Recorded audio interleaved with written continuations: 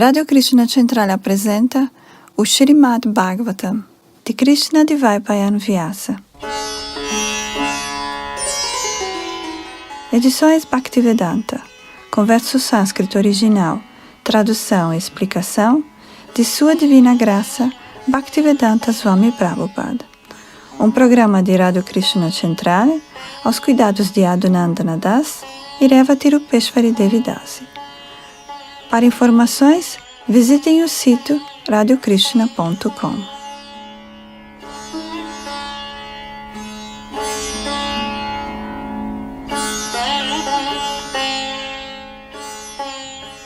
Canto 1, capítulo 11, verso 21. Bhagavans tatra bandhunang pauranam anuvartinam yatha vidyupasangamya sarveshang manam adadhi. Tradução. O Senhor Krishna, a personalidade de Deus, aproximou-se deles e ofereceu a devida honra e respeito a todos e cada um dos amigos, parentes, cidadãos e todos os outros que vieram recebê-lo e dar-lhes as boas-vindas. Significado.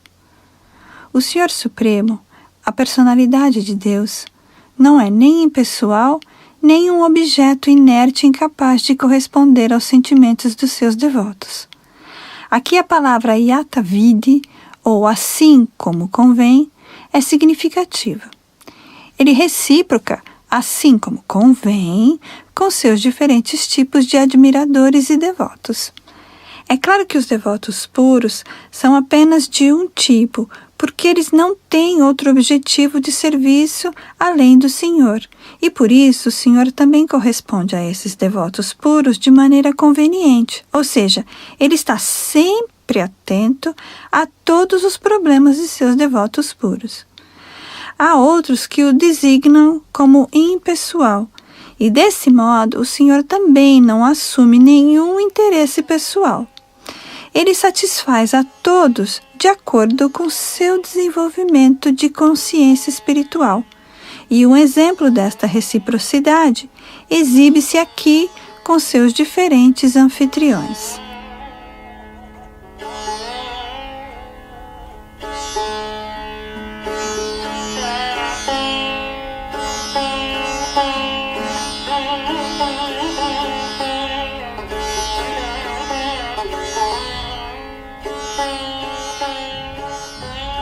Canto 1, capítulo 11, verso 22.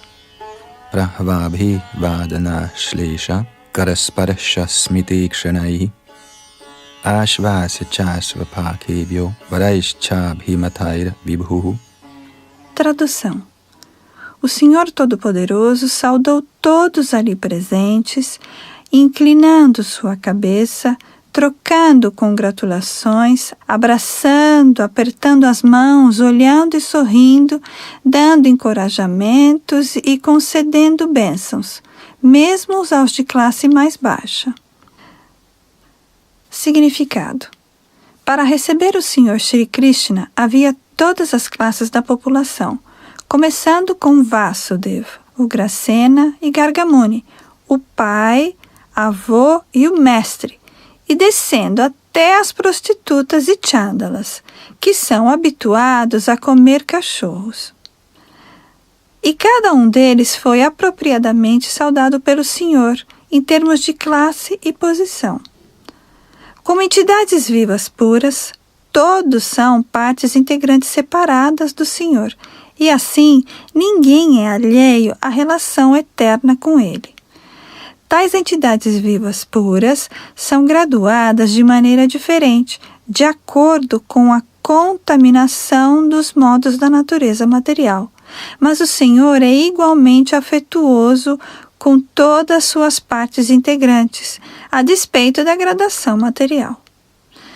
Ele desce apenas para chamar novamente esses seres vivos materialistas de volta ao seu reino, e as pessoas inteligentes aproveitam-se dessa facilidade oferecida pela personalidade de Deus a todos os seres vivos. Ninguém é rejeitado no reino de Deus pelo Senhor, e cabe ao ser vivo aceitá-lo ou não.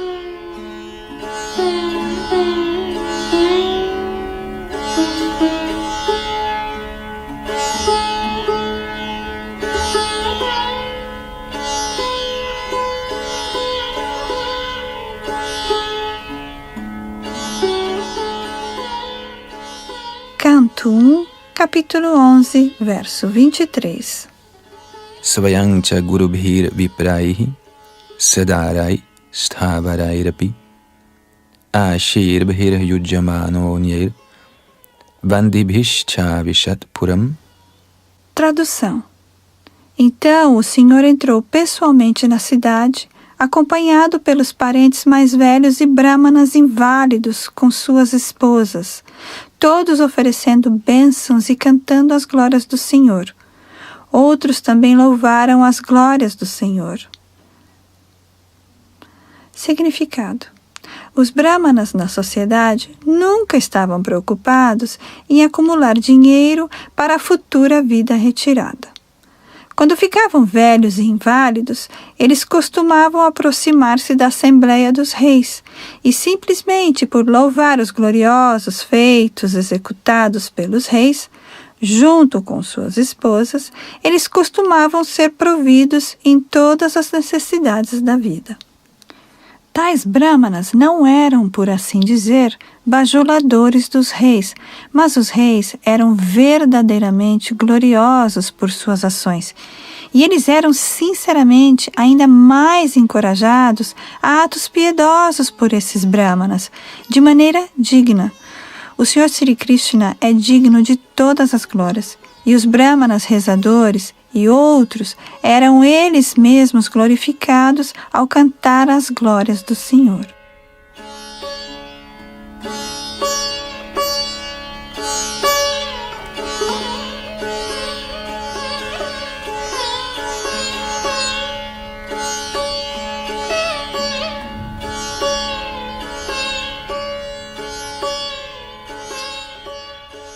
Canto 1, capítulo 11, verso 24.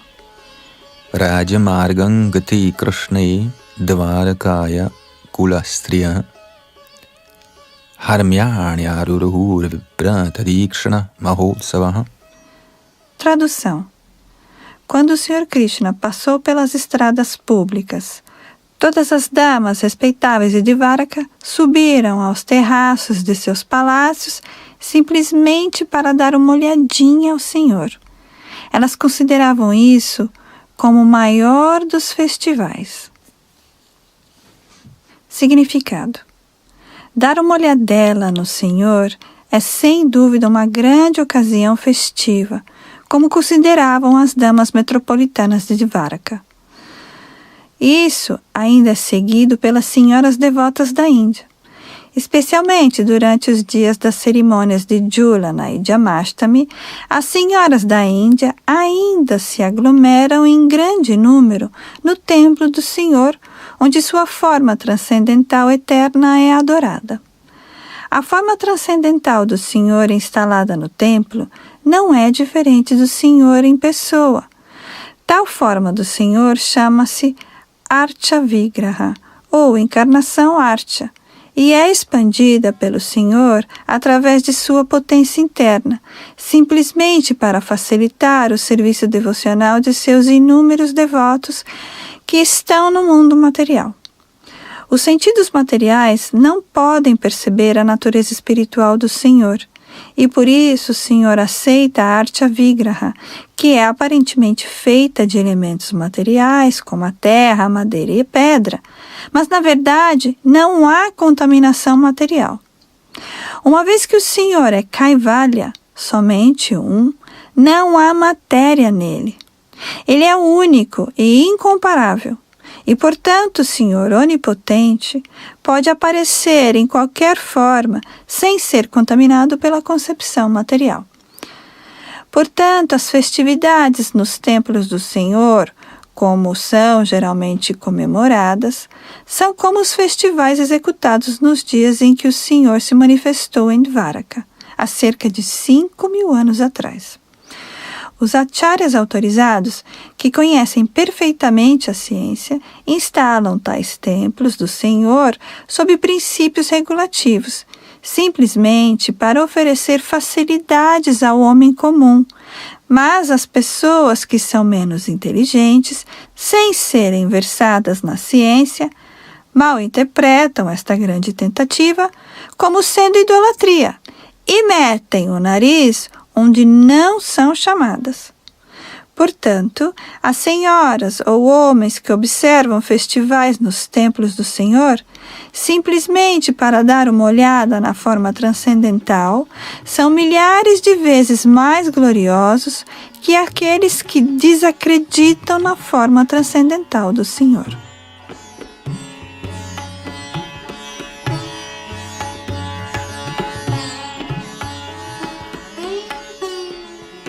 Parece, por esse verso, que os habitantes de Dvaraka eram todos proprietários de grandes palácios. Isso indica a prosperidade da cidade. As damas subiram aos terraços simplesmente para dar uma olhada na procissão e no Senhor. As damas não se misturavam com a multidão na rua, e assim sua respeitabilidade era perfeitamente observada. Não havia igualdade artificial com o homem. A respeitabilidade feminina é mais elegantemente preservada, mantendo a mulher separada do homem.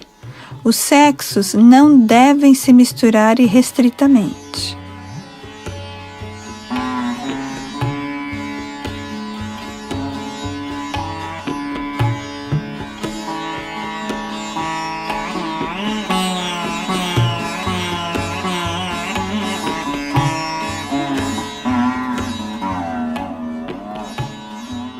Canto 1, capítulo 11, verso 25. Nityang nirikshamananang yadapidvarakaukasam navitripyantihi dresha shriyodhamangamachutam. Tradução. Os habitantes de Dvaraka estavam regularmente acostumados a olhar o reservatório de toda a beleza, o Senhor infalível, mas mesmo assim, eles nunca ficavam saciados. Significado. Quando as senhoras da cidade de Dvaraka subiam aos terraços de seus palácios, elas nunca pensavam que tinham anteriormente visto muitas vezes o belo corpo do Senhor infalível. Isso indica que elas nunca saciavam seu desejo de ver o Senhor. Qualquer coisa material, vista por um certo número de vezes, finalmente torna-se sem atração por causa da lei da saciedade. A lei da saciedade age materialmente, mas não há campo de ação para ela no reino espiritual. A palavra infalível é significativa aqui, porque embora o Senhor tenha misericordiosamente descido à terra, ainda assim ele é infalível. As entidades vivas são falíveis, porque quando entram em contato com o mundo material, elas perdem sua identidade espiritual, e assim o corpo materialmente obtido torna-se sujeito a nascimento, crescimento, transformação, situação, deterioração e aniquilação sob as leis da natureza. O corpo do Senhor não é assim. Ele desce como é e nunca está sob a influência das leis dos modos materiais. Seu corpo é a fonte de tudo que existe, o reservatório de toda a beleza além de nossa experiência. Ninguém, portanto, fica saciado de ver o corpo transcendental do Senhor, porque sempre há manifestações de beleza cada vez mais novas. O nome transcendental, a forma, as qualidades, o séquito, etc., são todos manifestações espirituais, e não há saciedade no cantar do santo nome do Senhor. Não há saciedade em discutir as qualidades do Senhor, e não há limite para o séquito do Senhor. Ele é a fonte de tudo e é ilimitado.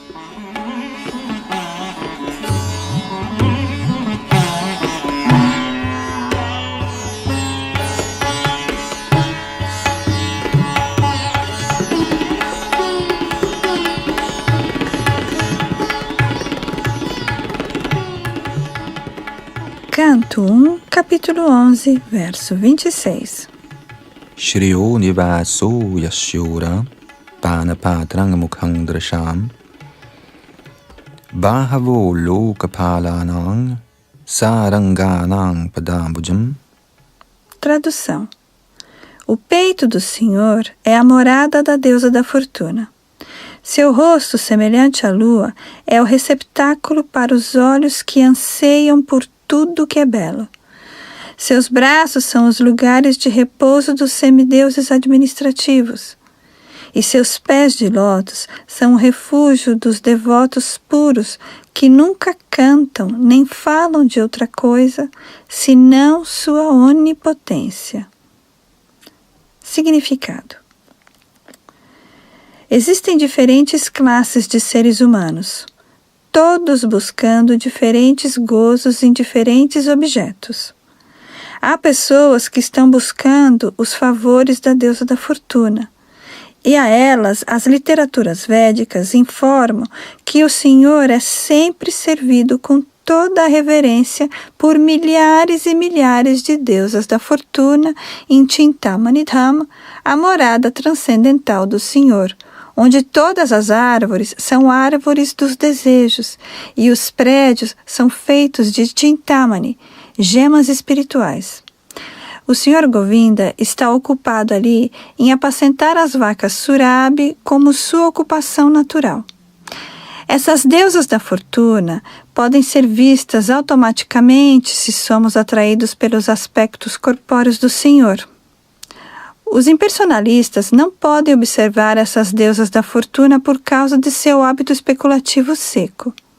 E para aqueles que são artistas, dominados pela bela criação, seria melhor verem o belo rosto do Senhor para obterem completa satisfação. O rosto do Senhor é a corporificação da beleza.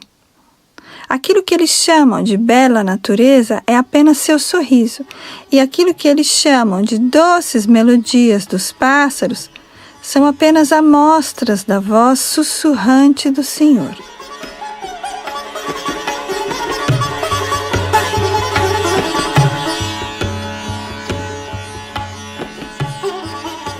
Existem semideuses administrativos encarregados do serviço departamental da administração cósmica, e há pequenos deuses administrativos no serviço estatal. Eles estão sempre temerosos de outros competidores, mas se eles se refugiam nos braços do Senhor, o Senhor pode protegê-los sempre do ataque dos inimigos. Um servo fiel do Senhor, ocupado no serviço de administração, é o líder executivo ideal e pode proteger bem o interesse da população em geral. Outros pretensos administradores são símbolos de anacronismos conducentes à aguda aflição das pessoas governadas por eles. Os administradores podem permanecer a salvo sob a proteção dos braços do Senhor. A essência de tudo é o Senhor Supremo. Ele é chamado de Saram. E aqueles que cantam e falam sobre ele são chamados de Sarangas, ou devotos puros. Os devotos puros estão sempre ansiando pelos pés de lótus do Senhor. O lótus tem um tipo de mel que é transcendentalmente saboreado pelos devotos. Eles são como as abelhas que estão sempre atrás do mel. Srila Rupa Goswami, o grande devoto Acharya da Gaudiya Vaishnava Sampradaya, canta uma canção sobre esse mel do lótus, comparando-se à abelha.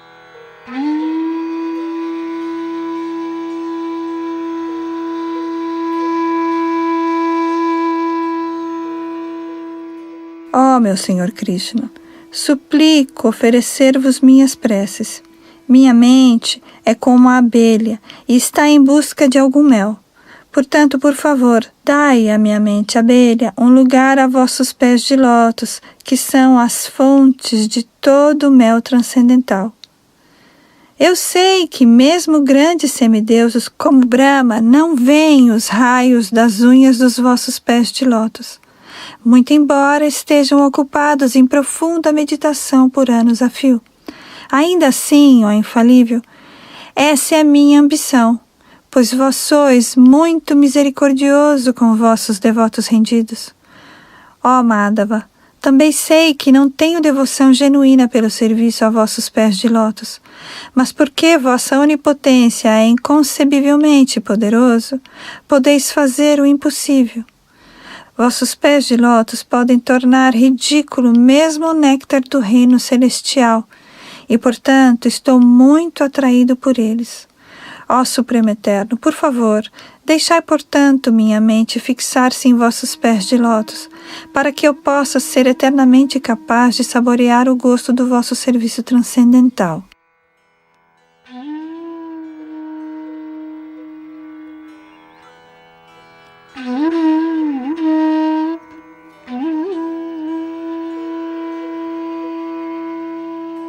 Os devotos se contentam de estarem situados aos pés de lótus do Senhor e não têm ambição de ver seu rosto todo belo, nem aspiram à proteção dos longos braços do Senhor.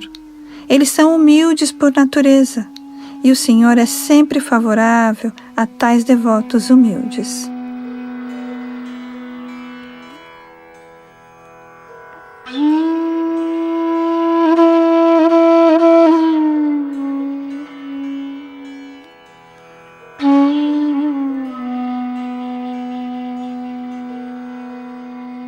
Canto 1, capítulo 11, verso 27. Sitata patra vyajjanair upaskrita prasuna varshair abhivarshita pathi Pishangavasa vanamaraya babhau ghano yathar korupa chapa vaidyutaihi. Tradução. Enquanto o Senhor passava pela estrada pública de Dvaraka, sua cabeça era protegida da luz do sol por um guarda-sol branco. Abanos de plumagem branca moviam-se em semicírculos e chuvas de flores caíam sobre a estrada. Suas roupas amarelas e guirlandas de flores pareciam uma nuvem escura que estivesse simultaneamente cercada pelo sol, pela lua, pelo relâmpago e pelo arco-íris.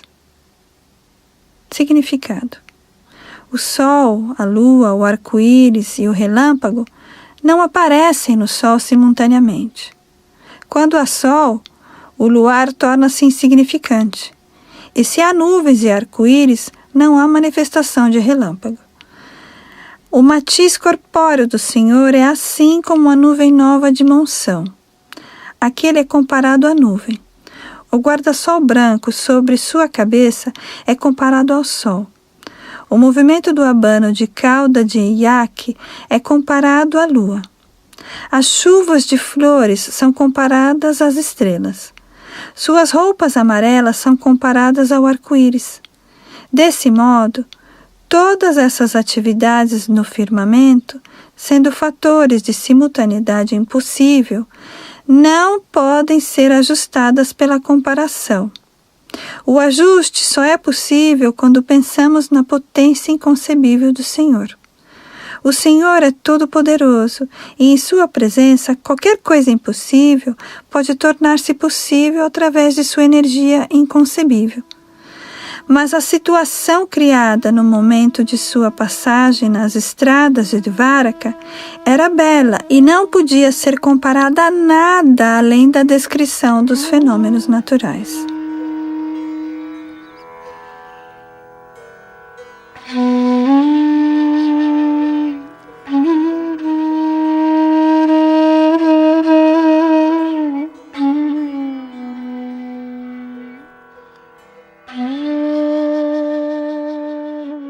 Canto 1, capítulo 11, verso 28. Pravishtas tu grihang pitro parishvakta swamatribhi bhavande shirasa sapta divaki pramukhamudam. Tradução. Após entrar na casa de seu pai, ele foi abraçado pelas mães presentes, e o Senhor ofereceu-lhes reverências colocando sua cabeça aos seus pés. As mães eram encabeçadas por Devaki, sua mãe verdadeira. Significado: parece que Vasudeva, o pai do Sr. Krishna, tinha lugares residenciais completamente separados, onde vivia com suas 18 esposas, das quais Srimati Devaki é a mãe verdadeira do Senhor Krishna. Mas apesar disso, todas as madrastas eram igualmente afetuosas com ele, como se evidenciará no verso seguinte. O Senhor Krishna também não distinguia sua mãe verdadeira de suas madrastas, e ele ofereceu igualmente suas reverências a todas as esposas de Vasudeva presentes na ocasião. Também, de acordo com as escrituras, existem 7 mães: a mãe verdadeira, a esposa do mestre espiritual, a esposa de um brahmana, a esposa do rei, a vaca, a ama e a terra. Todas elas são mães. Através desse preceito dos Shastras, mesmo a madrasta, que é a esposa do pai, também é tão boa quanto a mãe, porque o pai é também um dos mestres espirituais. O Senhor Krishna, o Senhor do Universo, representa o papel do filho ideal, simplesmente para ensinar aos outros como tratar suas madrastas.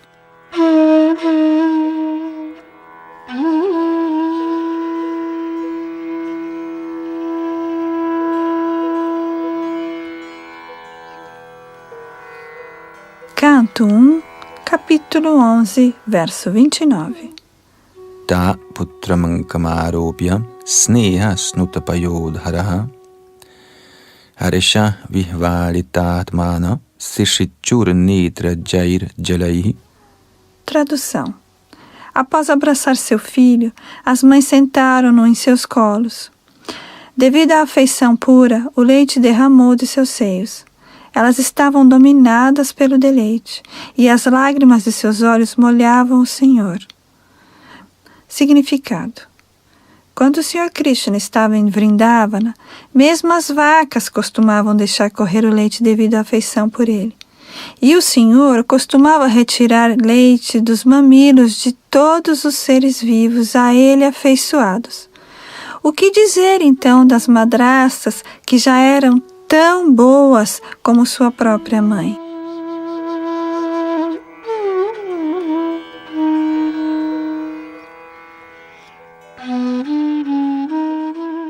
Canto 1, capítulo 11, verso 30. Athavishat swabhavanam sarvakamam anuttamam prasada yatra patninam sahasrani chashodasha. Tradução. Logo a seguir, o Senhor entrou em seu palácio, que eram perfeitos ao extremo. Suas esposas viviam ali. Elas somavam mais de 16.000. Significado. O Senhor Krishna tinha 16.108 esposas, e para todas e cada uma delas havia um palácio plenamente equipado, completo com os recintos e jardins necessários. A descrição completa desses palácios é dada no 10º canto. Todos os palácios eram feitos do melhor mármore.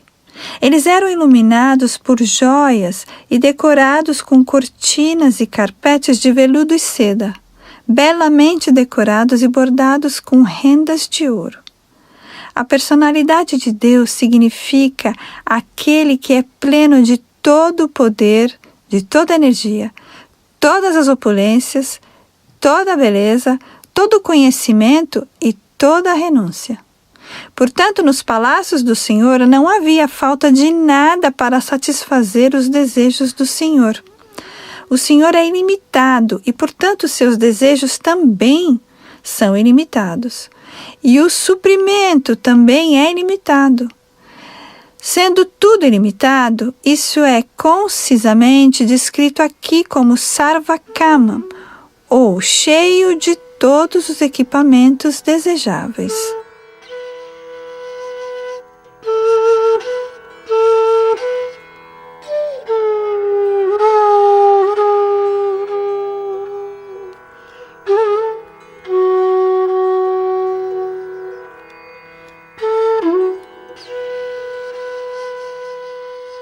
Canto 1, capítulo 11, verso 31. Patnya pating praoshya grihanupagatam vilokya sanjatamano mahotsavaha uttasthura arat sahasasanashayat sakang vratairvadirita lochanananaha. Tradução. As rainhas do Senhor Shri Krishna rejubilaram-se em suas mentes por ver seu esposo em casa após um longo período de ausência. As rainhas levantaram-se depressa de seus assentos e meditações. Conforme era socialmente costumeiro, elas cobriram seus rostos recatadamente e olharam em volta com timidez. Significado. Como se mencionou acima, o Senhor entrou em seus palácios residenciais ocupados por 16.108 rainhas. Isso significa que o Senhor expandiu-se de uma só vez em tantas expansões plenárias quanto rainhas e palácios havia, e entrou em todos e cada um deles simultaneamente e separadamente. Eis aqui outra manifestação do aspecto de sua potência interna. Ele pode expandir-se em tantas formas de identidade espiritual quanto deseja, muito embora ele seja único e incomparável. No Shruti Mantra, confirma-se que o Absoluto é somente um, e todavia ele se converte em muitos tão logo o deseje. Essas expansões múltiplas do Senhor Supremo manifestam-se como porções plenárias e separadas. As porções separadas são representações de sua energia, e as porções plenárias são manifestações de sua personalidade. Desse modo, a personalidade de Deus manifestou-se em 16.108 expansões plenárias e entrou simultaneamente em todos e cada um dos palácios das rainhas. Isso chama-se Vaibhava, ou a potência transcendental do Senhor.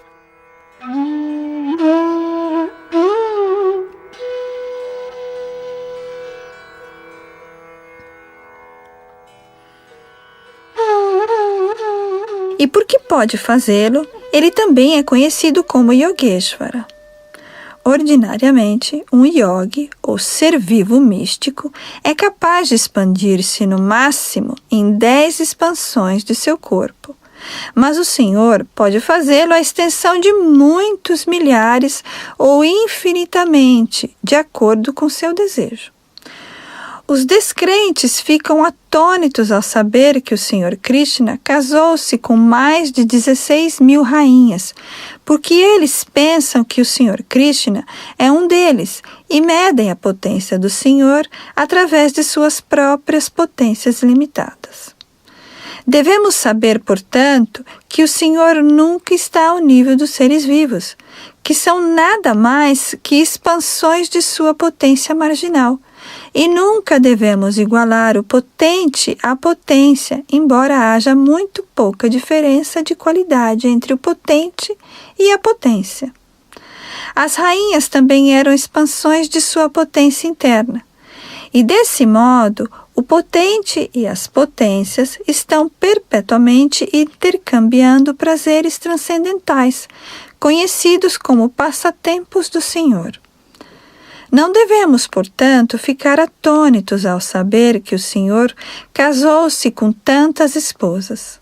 Ao contrário, devemos afirmar que mesmo que o Senhor se casasse com 16 bilhões de esposas, ele ainda não estaria manifestando completamente sua potência ilimitada e inesgotável.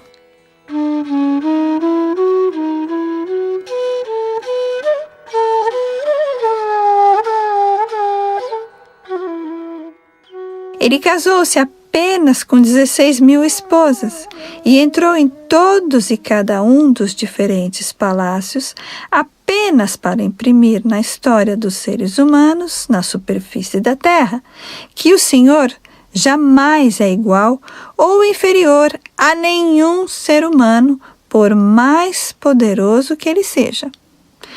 Ninguém, portanto, é igual ou superior ao Senhor. O Senhor é sempre grande sob todos os aspectos. Deus é grande. É uma verdade eterna.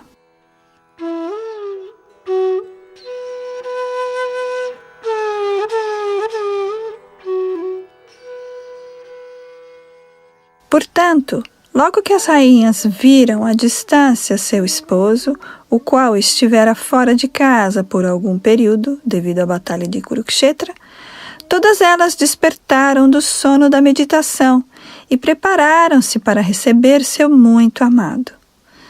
De acordo com os preceitos religiosos de Yajnavalkya, uma mulher cujo esposo está longe do lar não deve participar de quaisquer funções sociais, não deve decorar o corpo, não deve rir e não deve ir à casa de nenhum parente em nenhuma circunstância. Esse é o voto das senhoras cujos esposos estão fora de casa. Ao mesmo tempo, também se prescreve que uma esposa nunca deve se apresentar diante do esposo sem estar asseada. Ela deve decorar-se com ornamentos e bons vestidos e deve sempre apresentar-se diante do esposo com espírito feliz e jubiloso. As rainhas do Senhor Krishna estavam todas em meditação, pensando na ausência do Senhor, e estavam sempre meditando nele. Os devotos do Senhor não podem viver um momento sequer sem meditar no Senhor, para não falar das rainhas que eram todas deusas da fortuna, encarnadas como rainha nos passatempos do Senhor em Dvaraka.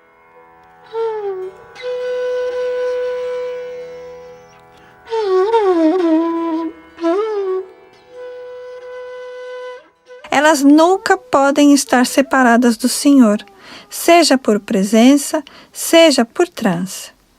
As gopis de Vrindavana não podiam se esquecer do Senhor quando o Senhor estava ausente, apacentando as vacas na floresta. Quando o Senhor menino Krishna estava ausente na aldeia, as gopis em casa costumavam ficar em ansiedade, porque ele atravessava o chão rude com seus suaves pés de lótus. Pensando assim, às vezes elas ficavam imersas em transe e mortificadas dentro de seus corações. Essa é a condição dos associados puros do Senhor. Elas estão sempre em transe, e da mesma forma as rainhas também estavam em transe durante a ausência do Senhor. Agora, tendo visto o Senhor à distância, elas abandonaram de imediato todas as ocupações, incluindo os votos femininos acima descritos.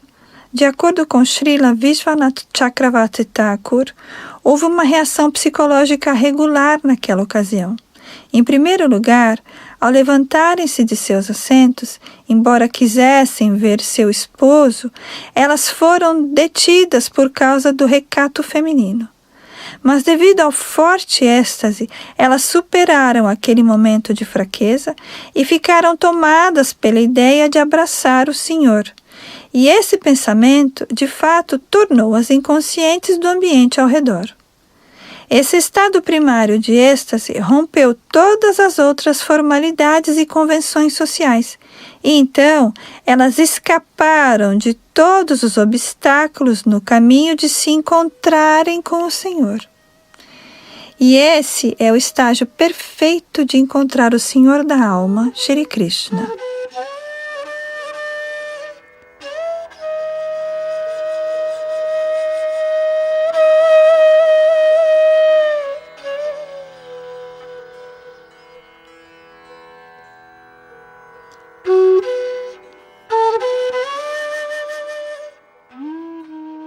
Canto 1, capítulo 11, verso 32.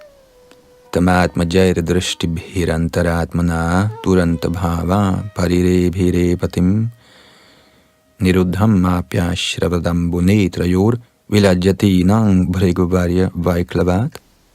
Tradução.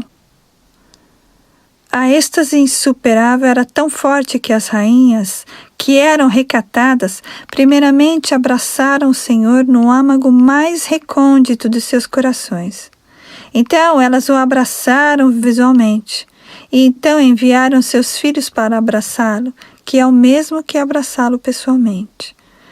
Mas Ó líder entre os brigos, embora tentassem refrear seus sentimentos, elas inadvertidamente derramavam lágrimas. Significado. Embora devido ao recato feminino houvesse muitos obstáculos para abraçar o querido esposo, o Sr. Shri Krishna, as rainhas executaram aquele ato ao vê-lo, ao colocá-lo no recôndito de seus corações e ao enviar seus filhos para abraçá-lo. Não obstante, o ato permaneceu inacabado e lágrimas rolaram sobre suas faces, apesar de todos os esforços para reprimi-las. Uma pessoa abraça indiretamente o esposo ao enviar o filho para abraçá-lo, porque o filho se desenvolve como parte do corpo da mãe. O abraço do filho não é exatamente o abraço de esposo e de esposa do ponto de vista sexual, mas tal abraço é satisfatório do ponto de vista afetivo.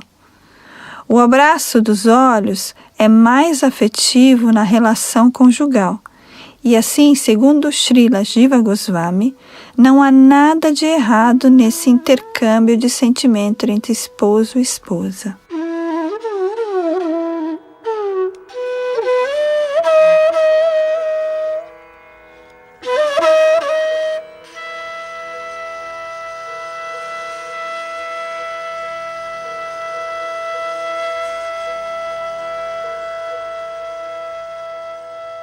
Canto 1, capítulo 11, verso 33. Yadjapyasau parishvagatura hugatas tathapi tasyangre yugam navam padi patika viramita tat padachlapi yachrirna jahati karhichit. Tradução. Embora o Sr. Krishna estivesse constantemente ao lado delas, bem como sozinho, exclusivamente, com cada uma delas, seus pés pareciam-lhes cada vez mais novos. A deusa da fortuna, embora por natureza seja sempre móvel e inquieta, não pôde deixar os pés do Senhor. Que mulher então poderia desapegar-se daqueles pés depois de ter se abrigado neles? Significado. Os seres vivos condicionados estão sempre em busca do favor da deusa da fortuna, embora por natureza ela esteja se movendo de um lugar para o outro. No mundo material, ninguém é permanentemente afortunado, por mais hábil que seja. Tem havido muitos grandes impérios em diferentes partes do mundo. Tem havido muitos reis poderosos por todo o mundo. E tem havido muitos homens afortunados, mas todos têm sido gradualmente liquidados. Essa é a lei da natureza material. Mas espiritualmente isso é diferente. Segundo a Brahma Samhita, o Senhor é servido muito respeitosamente por centenas e milhares de deusas da fortuna. Elas também estão sempre no lugar solitário junto ao Senhor. Mas ainda assim, a associação do Senhor é tão inspiradoramente cada vez mais fresca que elas não podem deixar o Senhor por um momento sequer, muito embora elas sejam inquietas por natureza e movam-se por todas as partes. A relação espiritual com o Senhor é tão vivificante e cheia de recursos que ninguém pode deixar a companhia do Senhor depois de ter se abrigado nele.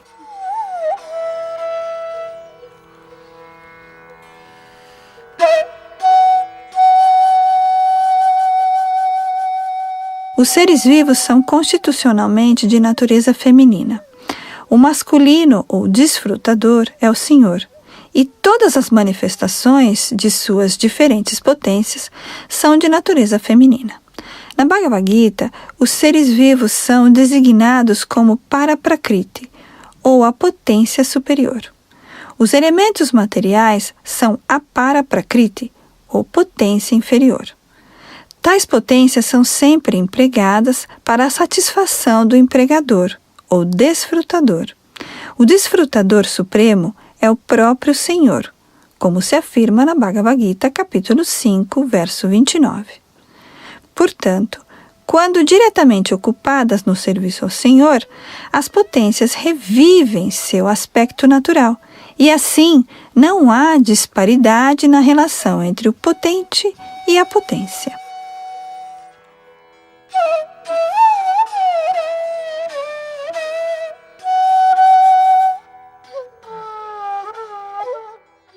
Geralmente as pessoas ocupadas em serviço estão sempre buscando algum posto sob o governo ou sob o desfrutador supremo do Estado. Uma vez que o Senhor Supremo é o supremo desfrutador de tudo dentro ou fora do universo, é uma felicidade ser empregado por Ele. Uma vez ocupado no serviço governamental supremo do Senhor, nenhum ser vivo deseja livrar-se da ocupação. A perfeição máxima da vida humana é buscar algum emprego no serviço supremo do Senhor. Isso nos fará extremamente felizes. Não devemos buscar pela móvel deusa da fortuna, fora do relacionamento com o Senhor.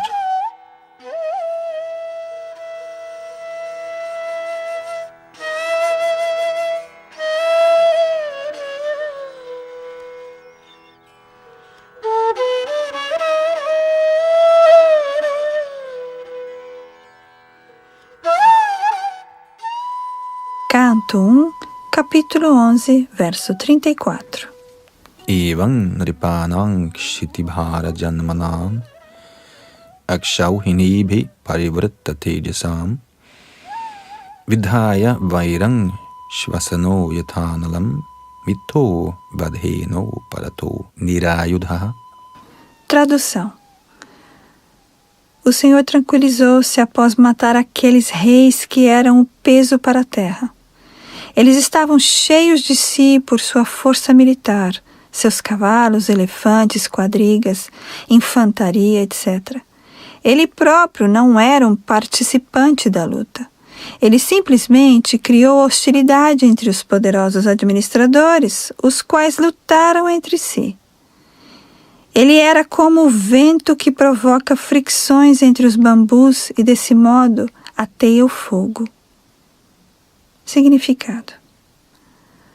Como se afirmou acima, os seres vivos não são os verdadeiros desfrutadores das coisas que se manifestam com a criação de Deus. O Senhor é o proprietário e desfrutador genuíno de tudo que está manifestado em sua criação. Desfortunadamente, influenciados pela energia ilusória, os seres vivos tornam-se falsos desfrutadores sob o ditame dos modos da natureza. Inflados por essa falsa noção de se tornarem Deus, os seres vivos iludidos aumentam sua força material através de muitas atividades e assim convertem-se num fardo para a terra, tanto que a terra fica completamente inabitável para as pessoas sãs. Esse estado de coisas chama-se Dharmasya Glani, ou abuso da energia do ser humano. Quando esse abuso da energia humana torna-se proeminente, os seres vivos mais sensatos ficam molestados pela situação desastrosa criada pelos administradores imorais, que são simples fardos para a terra. E o Senhor aparece, através de sua potência interna, unicamente para salvar a seção sadia da humanidade e para aliviar o fardo devido aos administradores terrenos em diferentes partes do mundo. Ele não favorece nenhum dos administradores indesejáveis, mas através de seu poder potencial, ele cria hostilidade entre tais administradores indesejáveis. Assim como o ar provoca fogo na floresta através da fricção de bambus.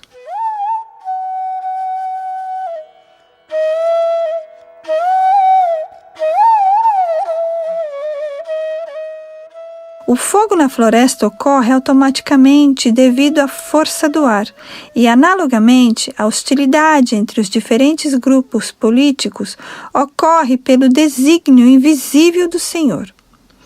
Os administradores indesejáveis, inflados pelo falso poder e força militar, põem-se a lutar assim entre si, por causa de conflitos ideológicos e, desse modo, esgotam todos os seus poderes.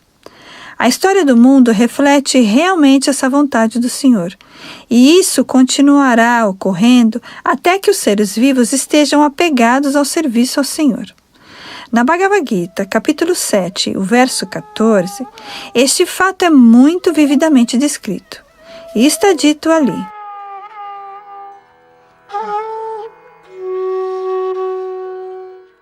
a energia ilusória é minha potência, e desse modo não é possível aos seres vivos dependentes superarem a força dos modos materiais. Mas aqueles que se abrigam em mim, a personalidade de Deus Shri Krishna, podem cruzar o gigantesco oceano da energia material.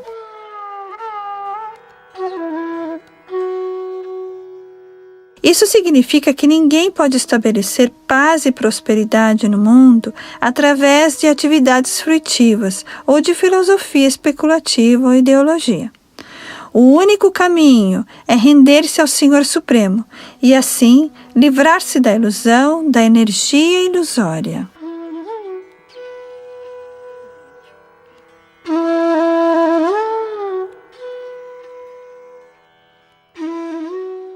Desafortunadamente, as pessoas que estão ocupadas em trabalho destrutivo são incapazes de se render à personalidade de Deus. Todas elas são tolos de primeira ordem. São a mais baixa espécie de vida humana.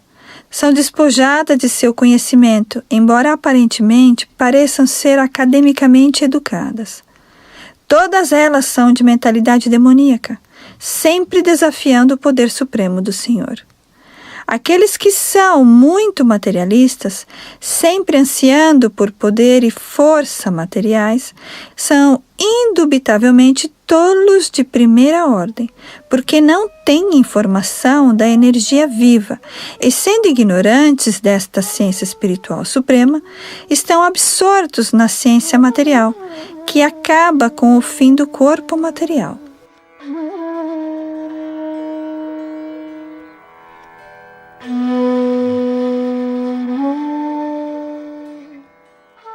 São a escória da humanidade, porque a vida humana destina-se especialmente a restabelecer a relação perdida com o Senhor. E eles perdem essa oportunidade ao ocupar-se em atividades materiais. Eles são despojados do seu conhecimento porque, mesmo após prolongada especulação, eles não podem alcançar o estágio de conhecer a personalidade de Deus, o summum bonum de tudo.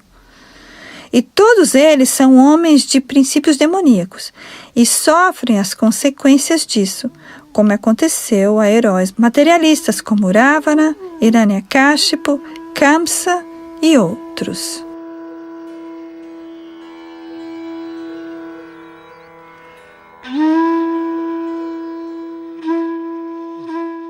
Vocês acabaram de ouvir o Srimad Bhagavatam de Krishna Dvaipayan Vyasa, Edições Bhaktivedanta, com verso sânscrito original, tradução e explicação de Sua Divina Graça Bhaktivedanta Swami Prabhupada. Um programa de Radha Krishna Centrale aos cuidados de Adunandana Das e Reva Tirupeshwari Devi Dasi. Para informações, visitem o sítio radiokrishna.com.